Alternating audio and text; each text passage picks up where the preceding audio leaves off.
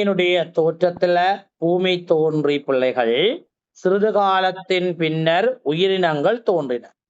அந்த உயிரினங்கள்ல ஒன்றுதான் எங்கட கண்ணுக்கு புலப்படாத ஒரு உயிரினம்.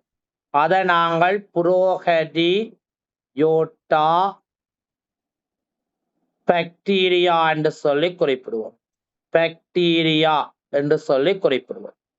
இந்த கண்ணுக்கு புலப்படாத இந்த பாக்டீரியா உயிரினம் என்னதுக்கு புலப்படாத? கண்ணுக்கு புலப்படாத ஒரு உயிரினம்.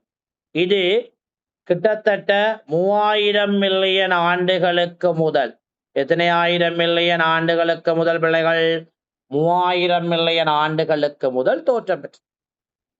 அப்ப இதுதான் பூமி தோன்றி முதல்ல தோன்றின கண்ணுக்கு புலப்படாத ஒரு உயிரினமாக காணப்படுகின்றது. இதுதான்